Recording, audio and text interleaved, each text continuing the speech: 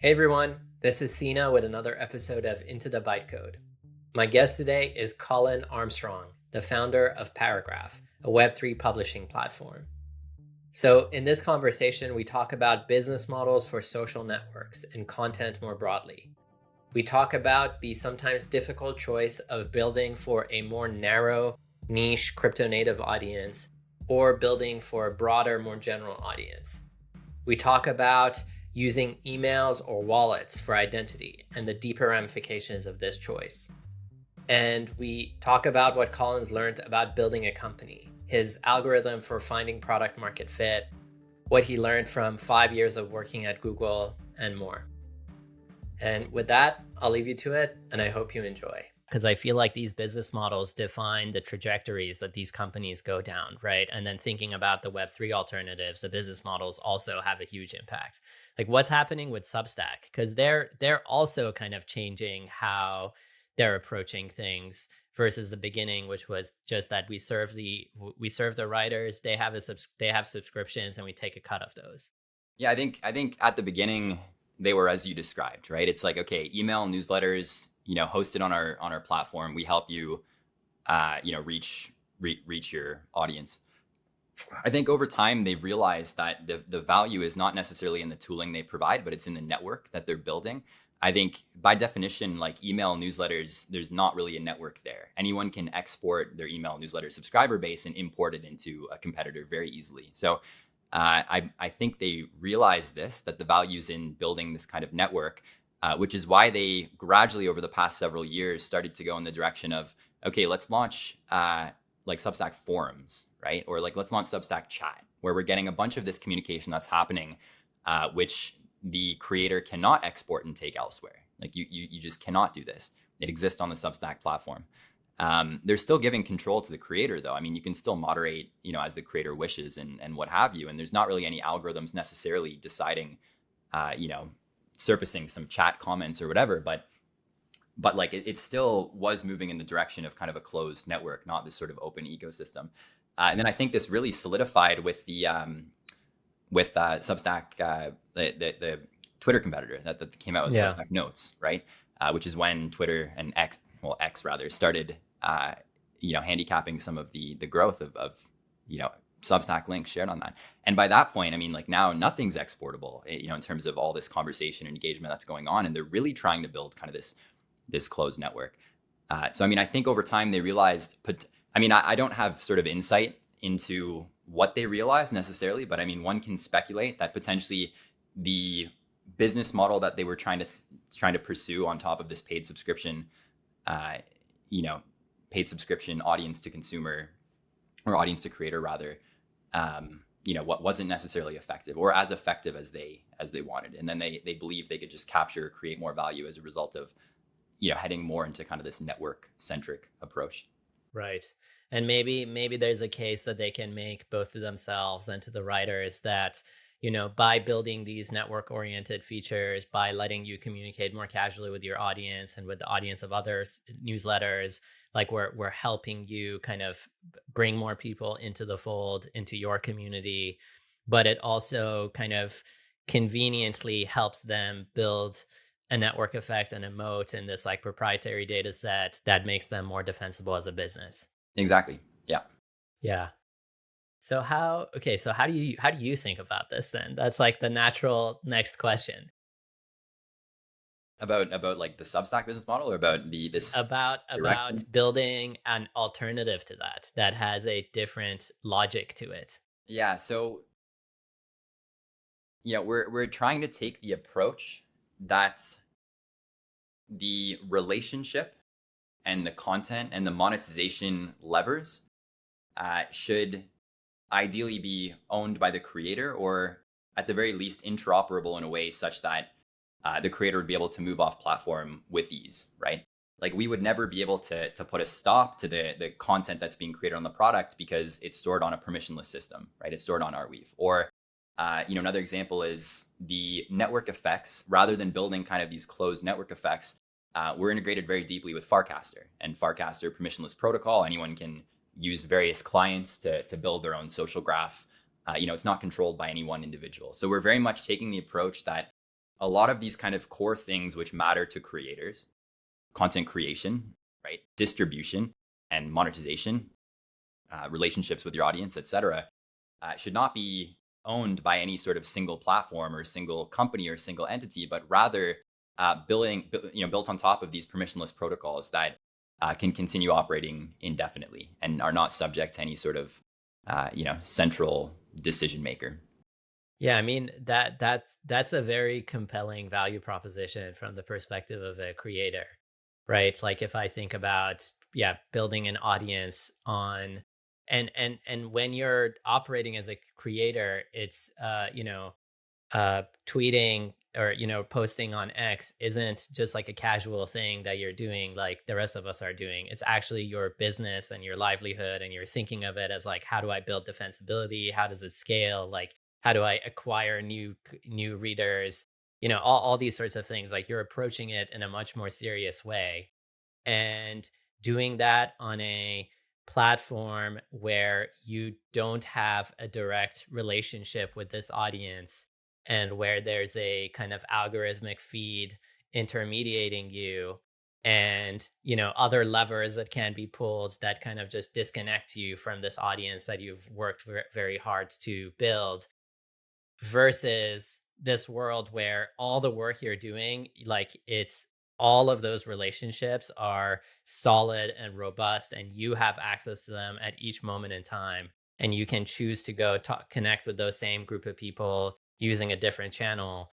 That's like a huge night and day difference from the perspective of the creator. um so that part makes a lot of sense to me. But how do you kind of like do like, where does it go from the perspective of these businesses themselves?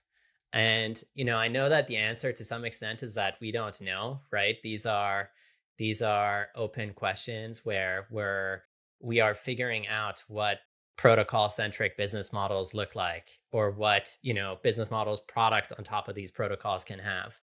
But I'm curious how not even maybe speaking from the perspective of Paragraph and like what you're committed to doing or anything like that, but just how do you think about the space of business models and the trade-offs that they would be making from the perspective of a product builder, and and where they would lead over time? Like, do you have any kind of scratch pad work in progress thoughts to share on this area?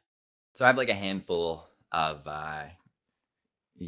just unconnected thoughts here. So I think there's a broad space of business models in crypto and Web3. I think there's there's a bunch, right? I think there's like token based models, and like even within kind of token based models, there's a large spectrum, right? Like there's a new and emerging, as of like several months ago, tipping model, right? With degen and some of these other tipping centric tokens. I think before that there was like tokens within the protocol trying to incentivize some positive, some action, try to just create and capture value at the same time, etc. I also think there's token-based models when it comes to like NFTs, non-fungible tokens, right? So I think like take a look at Zora, take a look at some of these other kind of NFT-centric platforms. Like that's effectively their entire business model right now. Their entire thing is, okay, let's have content that users can create, and let's have other people collect that content for for any number of reasons, potentially speculation, potentially patronage, potentially supporting the creator, et cetera. And like that's the business model, right? Take a small rake. Mm. I also think there's like, And the tipping model, just to flesh that out a bit more, what's the tipping model? yeah. So I think at least my first experience with it, I don't know if it goes beyond my first experience, but several months ago, probably 6 months ago now at this point, on Farcaster, there was this, new and emerging token called degen, which someone launched, and they wanted to reward users for creating content on Farcaster. And then they wanted other users that themselves have created quality content on Farcaster to do the rewarding. So if I'm on Farcaster, I'm creating good content, someone else really enjoys the content that I'm creating, they're able to distribute some level of cryptocurrency to me.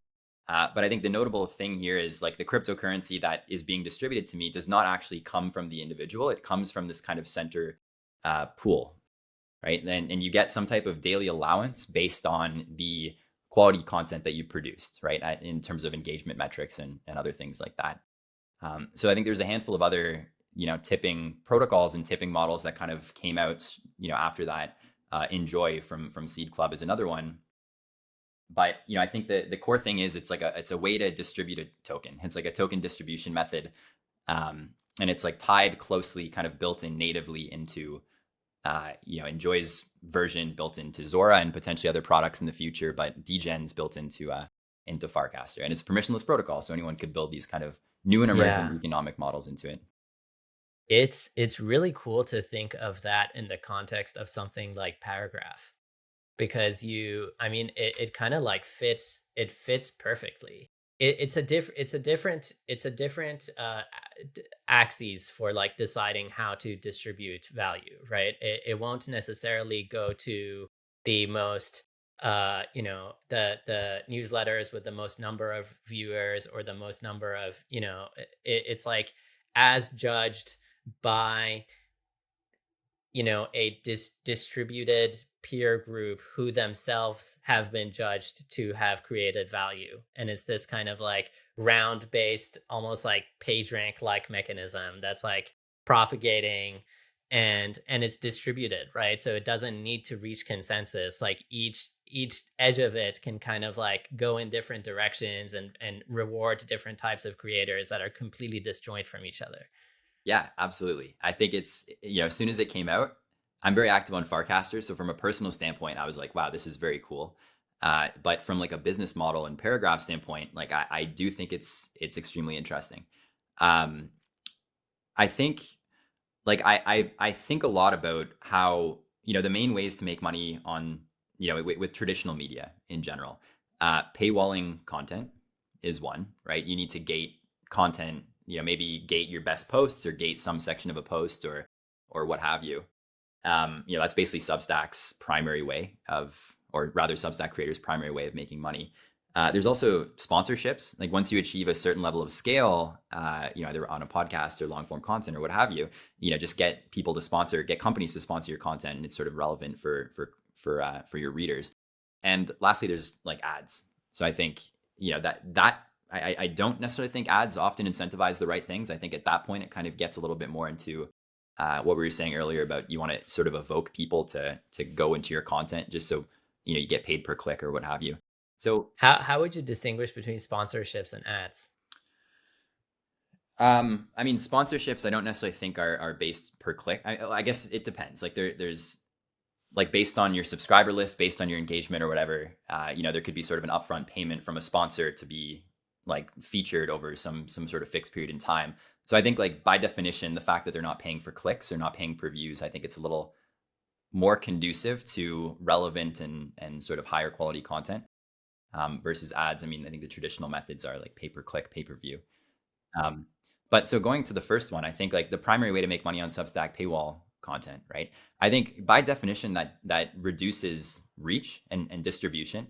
If you create a phenomenal piece of work, phenomenal piece of content, ideally you would get that in front of as many people as possible because you produce something of substantial value, right? I just find it interesting that there's like a tension between, if you want to make money, like you can't do that because you need to paywall content because you want to reduce the reach because you want people to purchase it, right?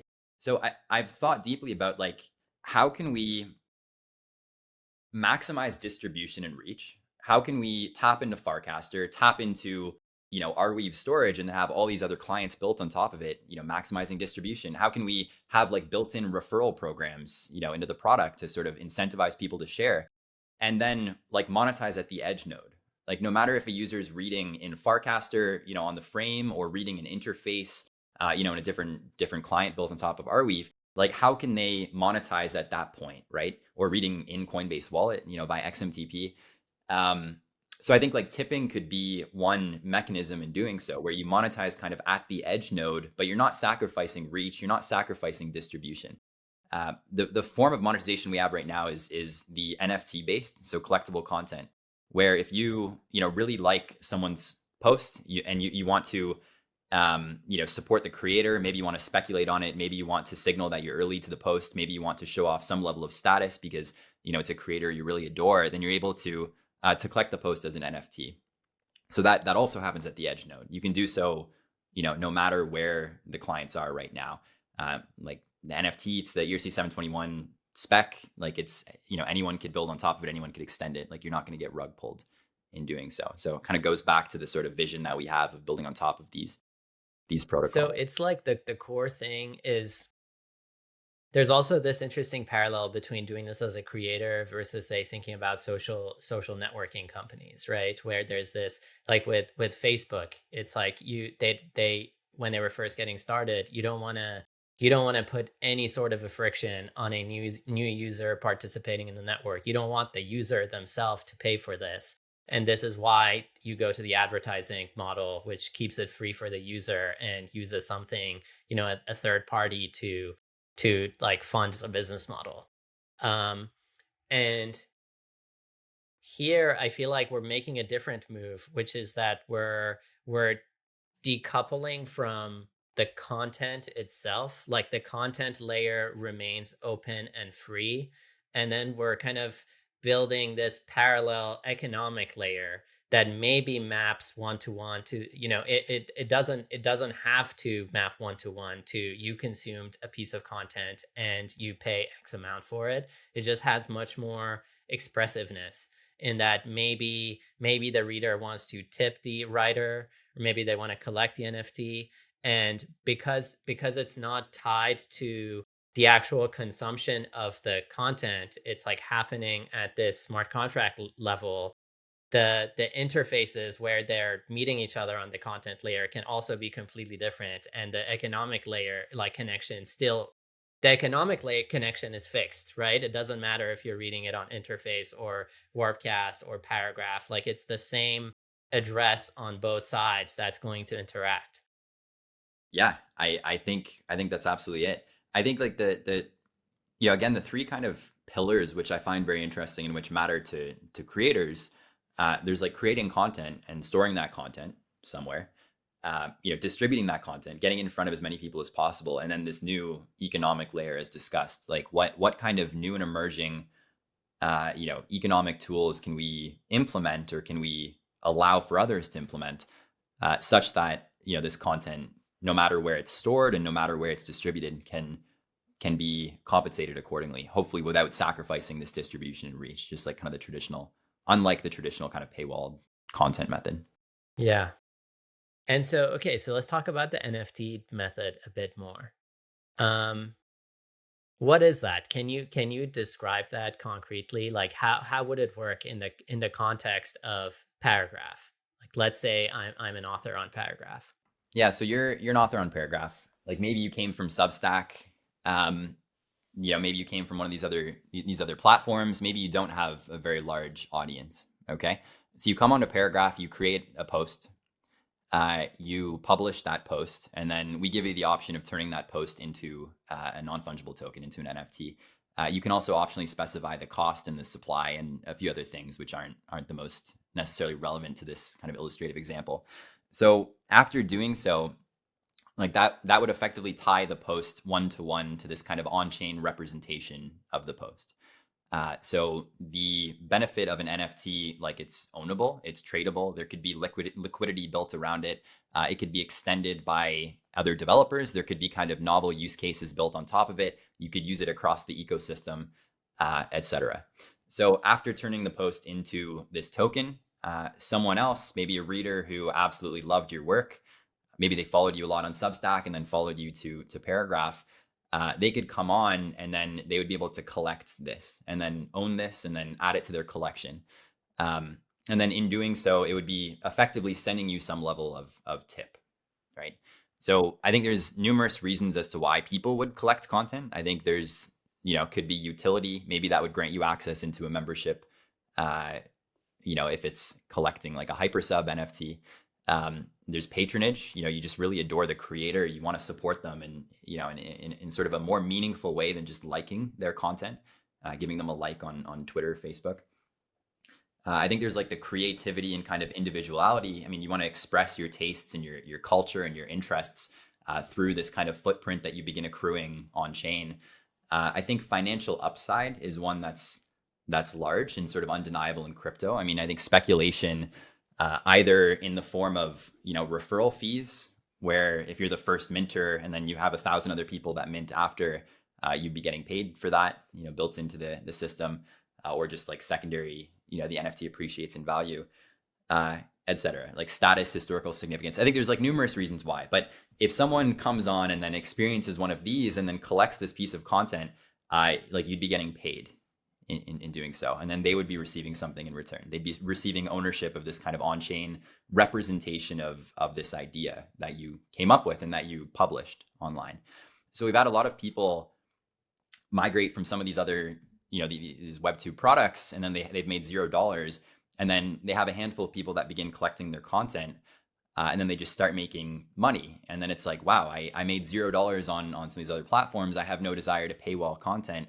And then I migrate over, and like you can take advantage of the distribution, take advantage of the Farcaster network effects, and then take advantage of this economic layer that we're building and exploring. So I think we really want to try to get users to this magic moment kind of as quickly as possible. Into the Bytecode is sponsored by Privy. One of the biggest problems we're grappling with as builders working on crypto-enabled applications is how to make the right trade-offs between user experience on the one hand and security and privacy on the other hand. How do we promote self-custody and ownership while letting the application shine rather than the crypto behind it? So Privy plays an important role here.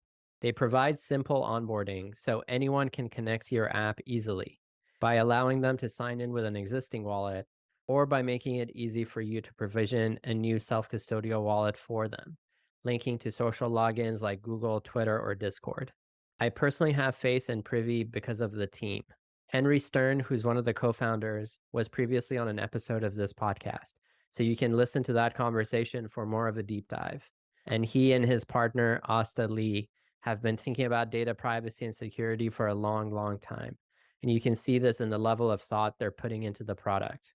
So if you're working on a new product and thinking about how to reach a wider group of users without compromising on either user experience or privacy and security, then I encourage you to check out Privy at privy.io. So what's the right way of thinking about this from the perspective of a writer? Like, do I kind of just choose to mint a piece as an afterthought after I've written and thought about it, and I've crafted the piece and it's like the last thing I do before I publish it? Or do I start thinking of each individual piece almost like as an artist would think about like their latest piece that they're putting out, and it has some degree of supply and demand and some way that it ties into a grander arc of the people who buy this one become participants in something larger than that? And what where do you think, like, where are you seeing interesting experiments on this continuum? And like what would you do yourself if you were beginning to write seriously on Paragraph? So I think we've seen a lot of interesting experiments. We've seen people represent each post as an entry into a raffle, and then the raffle they eventually rewarded. Like they like drew a ticket, and like each collecting post was sort of a ticket that they got. So sort of an on-chain raffle ticket I thought was pretty interesting. We've seen like storytelling and fiction also be the case, where somebody, they published a book, a physical book. They came to Paragraph and then started publishing each post as a new chapter in that book. And then each post was focused on a character. And then they minted the character as an NFT. So people would be able to kind of collect their favorite characters. I think they had sort of a longer term vision of tying this into some type of game where you'd be able to collect the character and then make use of it sort of in other other mechanisms. So I think there's been a spectrum of interesting use cases. I think the most common and where we've seen the most success with creators is like an open edition and free mint. So unlimited supply, and it's just free. So people would be able to come and then collect it if they wanted to support you. And and they'd be able to kind of own some of the favorite content of yours. But I think it's sort of a larger ask for the creator to then go do something sort of more substantial. I think the creators often just want to just create content and then put it out there. So I think we've seen the most success with those. Right. Well, because as a creator, if you want to do subscriptions, you are making this more serious commitment, right? Of like, I'm going to do this consistently over a period of time and try to create value for you.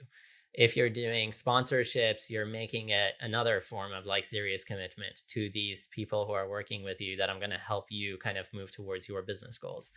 And I feel like there's probably, the most successful versions of this will probably be taken seriously in their own way, right? Like what would it mean for a writer to really take seriously the idea that they're doing collectible NFTs as a part of their writing process? Yeah, I think I think we've had writers that have migrated over, and then they maybe have been monetizing using sort of a regular paid subscription model, but their audience just starts collecting their NFTs sort of as an additional way to show support. I think the paid subscription model in general, it has sort of a ceiling upon which your biggest fans cannot support you more than what like the highest tier Right. subscription could charge, right? I think like NFTs and some of these other kind of new and emerging crypto economic models like kind of flip that on its side, and then there could be substantial value that can be given to sort of your biggest fans in a way to differentiate them from others, either in terms of status or in terms of actual physical benefits. And like you as a creator would be able to capture a lot more value from these people who absolutely adore every single piece of content that you're putting out. So I mean, I think like kind of finding more of these ways, and maybe even building some of these ways into Paragraph to incentivize more people to incentivizing both creators to like provide more value in the form of status and some other things, but incentivizing readers to also be able to collect and own things and kind of put them on display, maybe show them sort of a little more socially, et cetera. I feel like would be a great kind of next step to have some of these creators start taking it a little more seriously. Like there's a way, as a reader, I can also play a part in this, in that I can actually more intentionally showcase the NFTs that I'm collecting, talk about them, like put them on my website rather than have them be hidden on my wallet where no one ever sees them. Right. I mean, I think there's entire companies built around this. Like Gallery, I think, is basically doing exactly that, right? You can showcase this. Gallery integrated with Mirror, you can have like this bookshelf as well. So like I think that Cool, there like are purpose built for writing NFTs. yeah, exactly. So you'd be able to showcase some of your top things that you love and that you adore of written content. Do you think the right way to categorize this is like writing, art, music? Is that the right way to think about this, or is that a bit of a 20 IQ version of thinking about the type of content we consume? I think it's a good way to start, but I think at the end of the day, like they're all like I would say music and writing is art as well. Like I think they're all kind of more similar than what people cut them out to be. I think like the actual functionality of the underlying NFT would maybe be like a little different. With a music NFT, maybe you could play it directly from your wallet. You'd be able to read Paragraph NFTs directly from your wallet. So like from a functional standpoint, I think they're a little different, but from like kind of an abstract standpoint, like I think they should be a little more united, in my opinion. And I think there should be sort of more experiences built on top of it that would allow you to showcase your art or your content in general. And like whatever that means to you would be, would be up to the creator, like not just sort of Right. Like visual. this is media that I've appreciated personally. Yeah. And you could maybe sort it by price. And there's a writing NFT I got for $1, and there's a piece of art I bought for $10,000. Yeah. And you can sort them chronologically. You could sort them based on the type of media it is, but ultimately they're all just media that I've kind of connected with and resonated with on the internet. Exactly. Yeah. Another like weird question that I'm curious how you think about it is, I was reading, one of Vitalik's recent blog posts, where he talks about two forces that have injected a lot more chaos and variance into the world. And those forces are social networks and markets, which I think intuitively I would agree with that, right? Like a world with X and a world with, markets and assets, both of them are just like more chaos than before. And I think about, how the two of them come together and how the positive sides or the kind of easy to see sides, first order effects of content that's also an asset and has value associated to it is that we can have these more expressive economic relationships between reader and writer. Um, but are there like what are the second order effects of, say, yeah, markets, speculation, ups and downs, coming into the world of media in a way that they haven't been in the past? Like, where do you think this goes? Because this to me feels like the analog to how, with social networks, initially we were like, we're all going to get connected with each other and it's going to be awesome, and then they become these attention economies. There's a similar thing here where I feel like basically the internet as a whole is going to start looking more like crypto Twitter, where the prices are going up and down and everyone's like losing their mind over everything. Yeah, I mean, I do think in the distant future, I think it could trend in some sort of negative direction with like social networks and markets kind of being combined in sort of a negative way, I think. I mean, I imagine at some point, like I think we see a lot of new and emerging like social profile trading card games emerging on Farcaster. There's one called Scoop that launched recently. I think there's a bunch. So from like a mental health standpoint, like if your card was very up at some point, but then it really started crashing, and then maybe you were relying on that to live in the future, relying on the income from this trading card. Um, you know, I don't know. I'm kind of speculating on what would happen, but I definitely do think that there could be a future where there there would be some sort of unforeseeable or potentially sort of distant second order effects that would be strictly negative. Yeah. I guess we just have to move forward with eyes open and see, and see what's happening. And because I feel like we do play a role in how these technologies play out. It's not preordained, it's kind of path dependent. Yeah.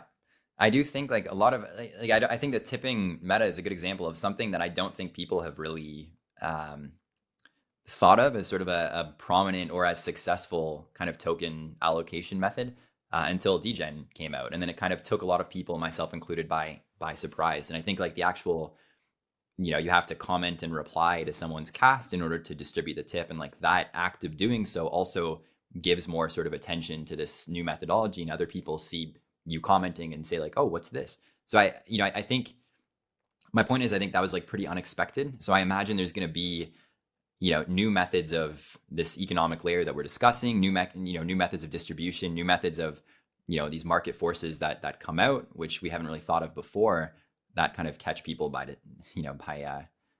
surprise. So I mean, I think it's like moving forward with kind of our eyes open, I think is a good idea here. Yeah. So I've heard you describe how you're building Paragraph as a Web 2.5 company, right? And you're intentionally kind of building it in a way that, non-crypto people can use it both as writers and as readers. Um, what are some of the trade-offs you've had to make to do that? Is it, has it been straightforward from a product point of view, or are there kind of decisions you've had to make it possible? Yeah, so I think there are definitely trade-offs. I think like speaking more generally, I think the approach that a founder takes who's working in crypto, I think there's like two common approaches. The first is, okay, let's target the crypto natives. The average revenue per user in crypto is sky high. Like, let's target the marketing, let's target the go-to-market, let's target the wording, you know, only to target that kind of these niche users. The other bucket is like a little more so as you described, and kind of what I think is sort of the longer term right approach, where, let's try to, like, there's kind of this cliche, like, let's onboard the next billion users, right? Like, let's get more and more crypto in the hands of users and sort of show them, all this awesome stuff that it enables. So I think like any founder, like often, well, not any, but like most founders, I think kind of pursue one of these two paths. I think the successful founders, like you ultimately want to capture a niche, a small niche first. You want to build something that solves a major problem for users in this niche. And then it should be small enough such that people kind of consider it a toy, right? Like consider it just laughably small that you kind of capture this niche. And then before you know it, like you're going to be expanding in concentric circles, and then you have product market fit, and then you're kind of unseating incumbents. So I think that's generally the right approach. So what we've kind of been doing at Paragraph has been focused a little bit more historically on the crypto native users. Reason why is because it's easier.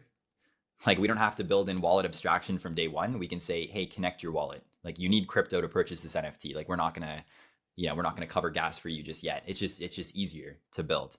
And building for kind of this small niche group of users, in particular, like building on top of Farcaster for these sort of Farcaster long form content creators, allows us to iterate very quickly because we get substantial feedback. We could navigate the idea maze. We can ship something. If people don't use it, we could kind of kill it immediately. But my kind of longer term, pathway is to work a little bit more towards the like onboarding more and more users to crypto. I think a lot of what we are building right now can benefit traditional media and can benefit traditional creators that don't know nor care about crypto. I just think it's going to take us a little bit to actually get to a point where we are providing sort of an ultra compelling value prop for, a top Substacker who is maybe anti-crypto to migrate over because they see sort of all the benefits of the composability, of the network effects within Farcaster, of everything we've kind of been doing.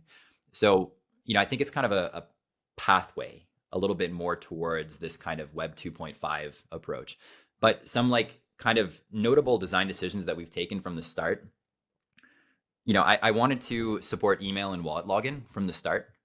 I wanted to support emails for readers as well. I wanted people to subscribe with emails. There's a lot of these Web3 kind of crypto native distribution methods, which I just don't think have much adoption right now. So I really wanted an easy way for users to like export from one of the competitors, export their email list, import them into Paragraph, and then kind of hit the ground running within minutes. So, I mean, I guess to answer your question from like a product standpoint, like it's been a little challenging kind of having two methods of identity that we somehow need to tie together. And like you can tie a wallet to an email account, but then like say you disconnect your wallet and then you connect another wallet to it. Like, what do we do? Like maybe you have NFTs that belong to that wallet. Like, do we still tie them to your email? So like it that has actually introduced a little bit more. This like wallet versus email is almost like the perfect symbolic representation of this divide of like, do you go crypto native or do you go for like everyone? Yeah. And trying to do both of them and seeing all the ways that they kind of like mismatch and don't fit nicely. It's tough. It's been like a little tough kind of navigating this. I think, recent developments in kind of the crypto identity space, smart wallets, like from Coinbase wallet, we're actively integrating right now. I think like Privy, Dynamic, and some of these other kind of abstraction layer, identity providers, I think solve some of it. I don't think they solve all of it necessarily. I don't think there's ever going to be a world where we like only support wallets necessarily, because I always do want people to migrate from the other platforms over. And like until Substack is wallet only, like people are going to have emails that they need to import. So we need to provision accounts for these readers, like let them manage their subscription, and like they're not going to have wallets necessarily tied to it. So I don't see this kind of dichotomy between wallet and email, at least from a Paragraph product standpoint, going away. But we certainly have started moving a little bit more in the direction of like, okay, what can we do to kind of abstract away crypto a little bit more and like make it easier for the kind of users that we target to get value? Right? Like one easy way is like right now, if someone has a post that they turned into an NFT and they minted it on Base, right now you need ETH on Base to mint. If you had ETH on Optimism or like Polygon, like you just cannot do that, right? Like we say, hey, go bridge yourself. We could do the bridging for you, right? Like we could let you choose any crypto, any ERC20 to do that. So that's getting in the direction of beginning to abstract away some of the kind of detailed sort of pain points, which would benefit like the crypto native crowd. But in the future, if and when we want to start targeting some of these more, crypto, crypto tangential or like crypto unfamiliar users, we'd be set up from an infrastructure point to do that. Maybe talking about this email versus wallet point a bit more. There's also an interesting way in which they map to that thing we were talking about earlier, where email is for the content layer, the wallet is for the economic layer.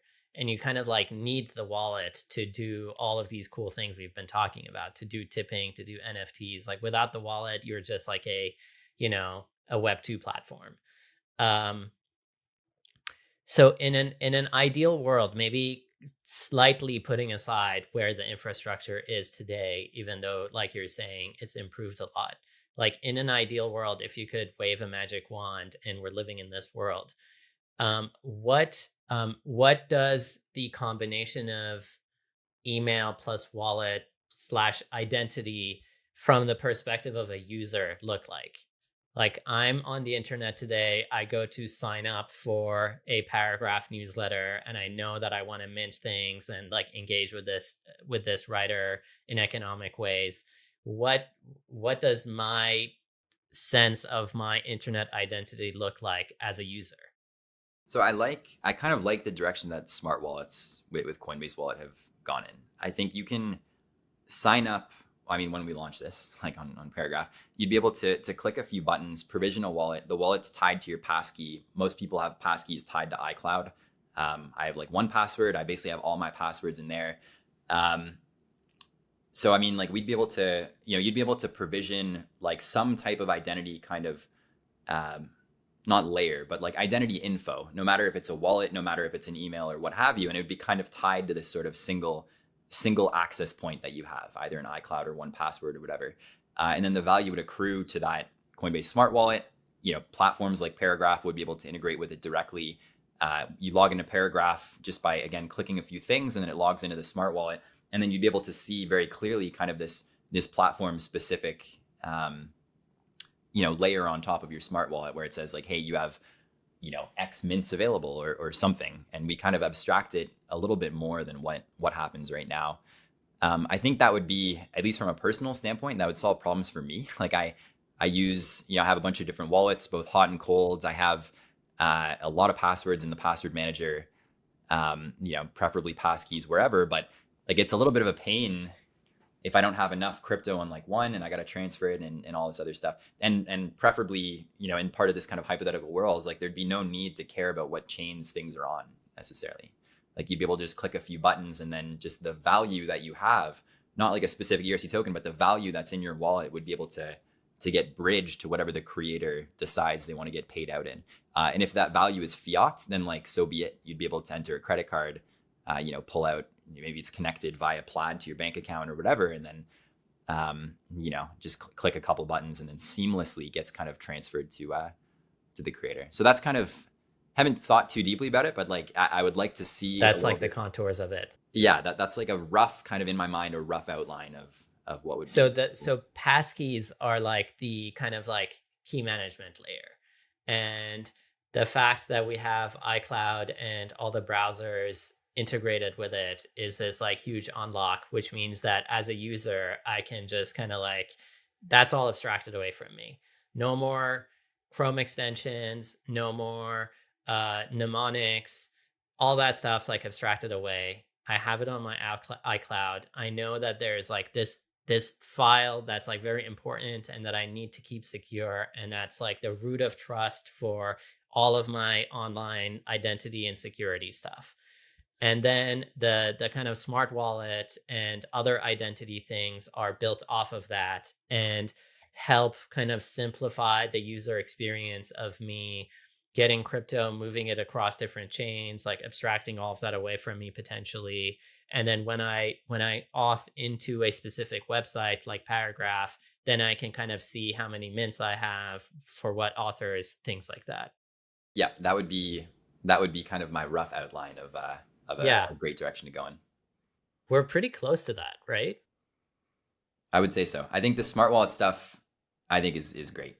I'm a big fan. I think that was a great step forward. I think passkey adoption also is a great step forward. I don't think years ago, like certainly I'm a tech early adopter. I have not been using passkeys like until somewhat recently. So I do think there's been a bunch of steps forward. I think it was iOS 17 or something like one of the recent iOS versions also added it natively. So I think I think we're getting way closer for sure. So is the move then to completely stop thinking about it as a crypto native thing and just go all in on making it usable for the everyday internet person? Are you talking about Because why not? Paragraph or about the Yeah, anyone, well, Paragraph, but also crypto products more broadly. so I think it depends on the journey that you're on as a founder. Like going back to kind of my recommended approach that founders and myself take, like own this niche, expand in concentric circles after that. And then once you have a very compelling reason and you know how to sell to some of these non-crypto natives, then at that point start going after it. If we launched Paragraph 2 years ago, well, we launched 2.5 years ago, but if we launched it 2 years ago and we did not mention anything about crypto, we abstracted it all away, and we like immediately started trying to get these Substack users, they would like look at the platform as it existed and like scoff. They'd be like, "Oh, I can't do any of this stuff that I can on Substack. Why would I ever use you guys?" So I don't think the answer is always like, let's abstract this away. Like, let's make it as good as as possible. I think the question founders should be asking themselves is like, if I do this, will it help solve a problem for the users that I'm targeting, that I'm solving for right now? Um, if the answer is no, and like, I just think it's wasted effort. And I think you only have, as a founder, so many shots at goal. So I think that's kind of the wrong direction to go in.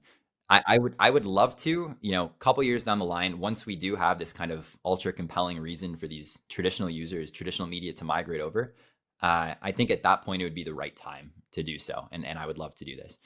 But in the meantime, I would still love to do these things to solve problems for the users right now, like the bridging that I mentioned. Like you shouldn't need base ETH to mint a base NFT on Paragraph. We should abstract that away. I think Zora's done a great job, in this direction. Yeah.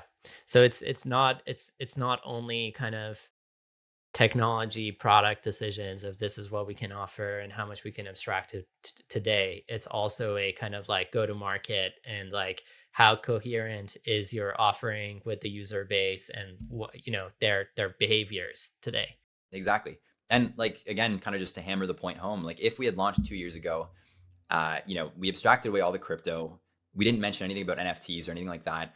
Like I think the audience that we found the most success with, which is these Farcaster kind of early long form content creators, they probably would not have used Paragraph necessarily because they would look at it and say like, oh, I want to turn my post into an NFT, but like they don't mention NFTs on the product. They call these Right. like, You can almost put off crypto people by being too normy. exactly.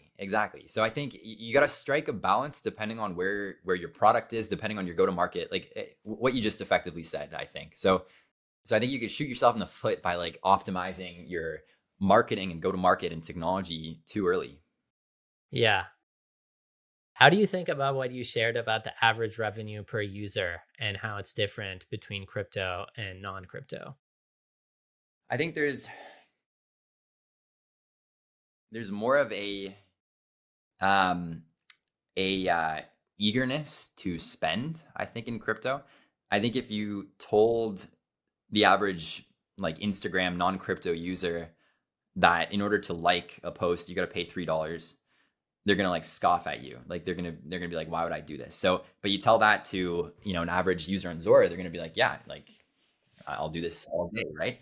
So, I think like there could be numerous reasons as to why. I think speculation is one. Like they think the money that they're investing, investing necessarily, but will be worth more in the future, or what have you. But there could also just be this kind of more like openness and willingness to just exchange value More because you're going to be more value fluidity. yeah, exactly. So I think that's and because of that, I think companies can capture more value as well, and hence why the average revenue per user is a little high. Yeah. Like there is a behavioral change as well in that we do kind of spend more freely. And I feel like this is maybe something that will kind of percolate more broadly into, it's not only a crypto thing. I think a lot of people have this, like in the health and wellness world, like friends I have who are deep in there, like they just like buy all sorts of things just to like experiment, like this new whatever it came out and I'm gonna spend like $150 to get it because I'm curious.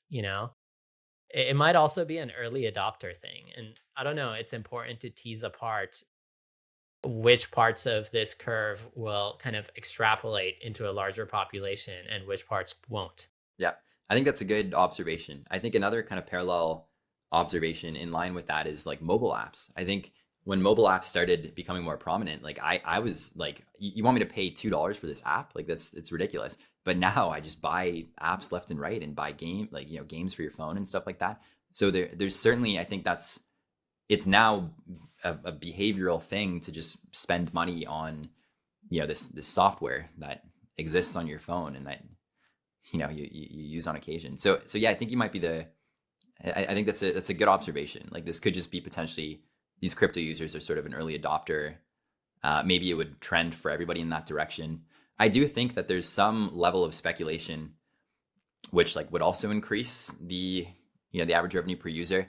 But then I guess like going back to your the market and social sentiment over time, like maybe that's also an early adopter thing. Like maybe the internet in general is going to become substantially more financialized, and then there's going to be speculation everywhere. And I think like Polymarket becoming a lot more mainstream now is kind of one representation of that we're actually starting to see, bubbling beyond crypto natives. So yeah, maybe this is the direction that everyone's heading. Totally, totally. Okay, one thing I wanted to ask you about was about building paragraphs so far. And earlier on we were talking about how you were three people until very recently. And I'm curious, you know, how you would describe the journey so far, and also what your kind of like algorithm for finding product market fit has been. What do you think the right way to approach this is as you see it after your kind of journey? So I'll start with the journey so far, and then talk about the algorithm for finding product market fit. So journey so far has been fantastic. I love what I'm doing. It's been phenomenal. Before this, spent 5 years at Google, worked in big tech. Before that, worked at Coinbase for a little bit. Before that, like BlackBerry. Like I've worked kind of at a bunch of different places, and I think this is my first time being a full-time founder. It's been fantastic. I think it's much more fulfilling to produce something like from your fingertips, coding something and then kind of getting in the hands of users versus I think you're much further away from your impact at larger companies. Like you can't actually tangibly see and talk to users of a lot of the products that you're working on. So yeah, journey so far has been great. I've been, deliberately, as you mentioned, we've been a team of three for like 2 years, all engineers. Deliberately kept the team small. Reason why is because I think, and this kind of actually touches on the algorithm for finding product market fit. I think your job as an early stage founder should be, try a lot of different things, navigate the idea maze in doing so. Just keep shipping code as quickly as possible, and then getting that code in the hands of users, talking to those users, like seeing, okay, are we providing value for them? Are they using this? Like, are they excited about this? Is this kind of changing sort of core metrics, et cetera? And then if it is, double down in that direction. If it's not, kind of analyze why it's not. Maybe the timing wasn't right. Maybe the technology is not great, et cetera. But just kill it, kill the feature. So I think it's much easier to do that with a smaller team than a larger team. It's much easier to just have, a ping on Slack and then just tag the two people and be like, hey guys, we're now focusing on XYZ, or like, hey, I don't think this is working out. Let's do this. But if you have like a designer and a marketing person and a bunch of other stuff, it's much harder to kind of do a full pivot or navigate the idea maze, a little quicker. It's more challenging. So just elaborating a little bit more on the algorithm for finding product market fit. So I talked a little bit about this earlier, but I think like really try to go after this laughably small market. which I think it was in the words of Chris Dixon, like it looks like a toy, right? Like people are gonna look at it and kind of scoff at what you're building in kind of this very small market, and then just prove that you can build something valuable that's much better than kind of the incumbents are catering here. Like typically, I think small markets have um, some niche that are it's not fully catered by the incumbents. So like we took a look at Substack and some of the other competitors, people who are doing this as their full-time job and paywalling content, they have a team of writers. I think they're having a lot of success on these platforms, but 98% of users in Substack, they're making $0. They just want to use the product to maximize reach and distribution. So, we're thinking like, okay, maybe we can build a product kind of for those users, but only those users who are in crypto on Farcaster first. And that allows you to iterate very quickly. It allows you to talk to them very frequently. It allows you to get sort of a very good understanding of are you building in the right direction to kind of solve for this kind of niche group of users. And then after doing so, like begin expanding in concentric circles, right? Move beyond Farcaster, like move beyond people that are sort of very active and kind of vocal in the crypto ecosystem. I think we've done a good job of getting people who have not written long form content before, like onto Paragraph, and then just started writing. Right? Maybe they hit like the character limit on Warpcast, and they saw like everyone was using Paragraph, so they registered and used us. But just begin expanding in concentric circles after that, and at every stage, you're going to be running into different, things you need to navigate in order to get to product market fit. I think we did a lot quicker ideation and maneuvering at the very earlier stages, but now that we have a lot more users, we kind of need to be a little bit more deliberate in terms of what we ship. Before, I was happy shipping like half broken features and kind of doing things that don't scale. Now we're getting to the point where like it's a little tougher to do that, like still given kind of the small team. And if we ship a half broken feature, like immediately it's going to get used by a bunch of people, and that's just not like that's not great in terms of user satisfaction. So we need to be a little bit more careful, given that we've grown a little bit. But I still do think it's the same principled approach in terms of iterating very quickly, always having sort of a sense of urgency, sense of focus, trying a lot of different things, seeing are we providing value for creators, and rinsing and repeating as you grow. Into the Bytecode is sponsored by Optimism. The Optimism Collective is building the open source modular software project known as the OP Stack, which allows developers to run layer 2 blockchains, while also addressing key governance and economic challenges in the wider ecosystem. Optimism is also leading decentralized grants experiments, like retroactive public goods funding, which recently granted 10 million OP to projects across developer tooling, infrastructure, and education. More recently, they had a major milestone by adding Coinbase's blockchain Base to also be governed by Optimism governance, and also contribute a portion of their sequencer revenues back to the collective. I've known the Optimism team for many years and know that they're dedicated to both scaling Ethereum and extending its ability to build better economic structures. So, if you're interested in learning more, whether you want to build something new or you want to apply for grant funding, then I encourage you to check out Optimism at optimism.io. In terms of kind of shipping iteratively and with focus, like if I think of like two kind of unit vectors or two axes that can happen on, one is speed, like how fast are you moving, and one is how correctly you're oriented, right? If it's in the right direction. And like speed in the right direction is velocity, which is the thing you actually want to optimize for. And when you say that as you've grown, you have to be kind of more thoughtful about thinking about what you're shipping, to me, it feels like you have to sacrifice a bit on speed in order to like orient more carefully. Do you think there's like a Pareto optimal way to approach that? Because I think each of us have our own biases, right? Like some people want to kind of think and plan more and, measure twice, cut once. And some people want to just like YOLO, ship it, action produces information, and you'll never know as much if you're sitting inside your own walls, like thinking about what's going on, than if you contact reality. How do you think about that like very fundamental trade-off that happens on a day-to-day basis? Yeah. So yeah, you're absolutely correct. Like the two axes in my mind, which is exactly what you described, but just in different words, urgency and focus. So urgency, just the speed at which you ship, and focus, like, are you in the right direction, right? Like, are you focused on the right thing? So, and like I've tried to instill that in my team as well. Like these are the two most important things by far. I definitely think when you're in the earlier stages, it's important to have a hypothesis, and it's important to have sort of a semblance of focus in the sense that, like, I knew there was an opportunity for improved distribution. I knew the current economic models for creators could be improved. I didn't know exactly what it looked like yet. I just knew that I was not being served by the current solutions, right? When I tried to sign up and try to use the product. So I think in the earlier stages at that point, good to have a semblance of focus, but urgency is substantially more important. Try a lot of different things, just ship all these integrations, see what happens. Just get code out there. At this point, Because your model just hasn't been tuned at all. You don't exactly. really know what you actually want to do. Exactly. The orientation that you have, it's not narrow, it's very broad. You're thinking, at least for me, I was like, okay, monetization, distribution, I think there's opportunities here. But like I did not have a very clear idea of at least what I can articulate right now in terms of the value that we're providing.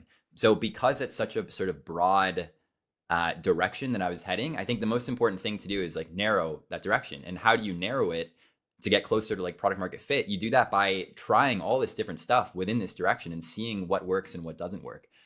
So at the earlier stages, important to do that. I think over time, the line goes a little bit more towards focus.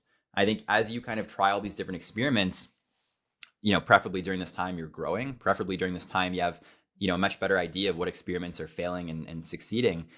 So like naturally you're going to want to double down on the things that are successful and kind of kill the things that are not.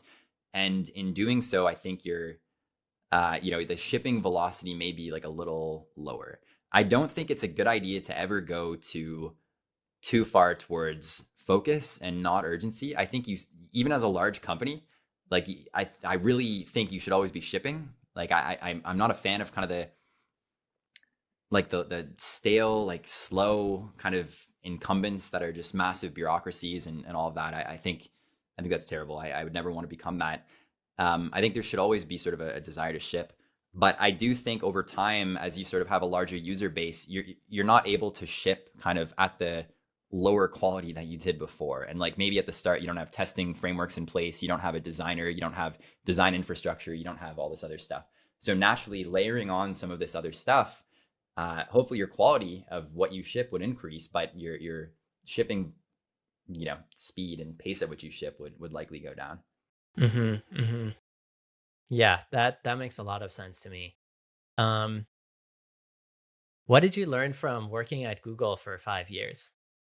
Both lessons on what to do and what not to do. Um, so it was a very good. I love my time at Google. It was fantastic. Like just to start off with that, I really liked what I was working on. I had a great manager. I had a great team. It was great. From like an infrastructure and code standpoint, like it was phenomenal. I think Google, they've been coding for like a decade, right? Like they have a lot of really good engineers that have built phenomenal infrastructure. So it was trivial to deploy something and immediately have it used by a massive amount of compute power, which like then I started working on Paragraph, and like it's really tough to work on infrastructure that's not sort of at Google scale. So in doing so, I also got to see how things were done well. I think it was very valuable to get this kind of both like a 30,000 foot perspective, but also like directly working on some of these large scale systems to kind of see how things were done well.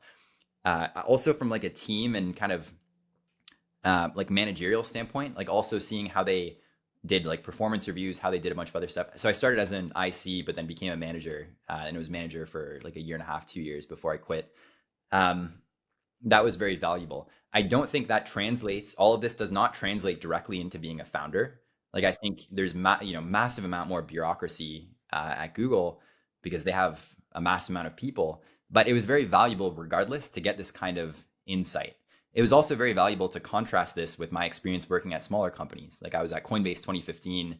worked at a couple other startups as well. So I think it was great getting kind of this broad spectrum of experience. The bureaucracy and the like politics and a bunch of other kind of non-tech, like non-infra, not coding stuff, I wasn't a big fan of. I don't think they necessarily incentivize the right things in terms of promotion, like for helping people get promoted. I think if you work on like flashier and kind of larger visibility projects, that would help you get promoted, not necessarily the right things for the company as a whole. So those were a couple of things that I wasn't. Do you have a set of kind of like organizational design or management principles that you're, it's probably too early in many ways to, obviously build a whole system in Paragraph, but do you have a set of principles that you kind of like believe in and you think will be the the value system of the organization as you're building it? I have a handful. Nothing's been formalized. I would say like this isn't like written down necessarily, but just things that I thought I was doing well at Google, and I think my managers were doing well. Um, so I'm kind of just going to go off the cuff here, but I think like transparency is valuable. Like I try, as the founder to be very transparent. If we're fundraising, if we're, you know, just in general, I think it was very valuable for me when I was at Google for my managers to be transparent. And I really like to get kind of an overview of what everyone was working on, direction of the company and all of that. So I also try to be transparent. Uh, from like kind of a more practical thing, like, weekly one-on-ones, just check in with everyone, how everything is working. All of that.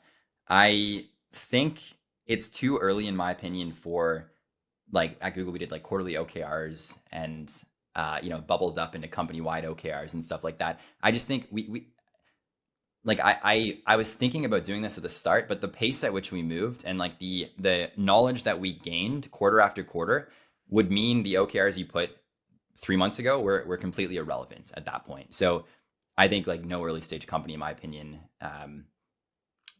would have very much success doing that. What we do have success with is kind of like broader arching like vision and strategy, and kind of like working towards these. Like I've talked a lot about like urgency and focus are the two most important kind of, not vision or strategy, but just company wide things that I really want everyone to be focused on. And like from a vision and strategy perspective, like distribution, monetization, I think two things that I like really try to nail in, to everybody, the direction to go in. Lastly, I'm just going to say like communication, I think is important. The team's full remote right now. At Google during the pandemic, we were also fully remote for a little bit. So I think really err on the side of over communication. And I'm a big fan of writing stuff down. So big documentation culture, heavy usage of like Notion, Linear, obviously Slack, but very much try to encourage kind of over communication there. So that's kind of, yeah, just kind of off the cuff, a handful of things that are sort of not formalized, but that I try to manifest. Yeah, totally makes sense.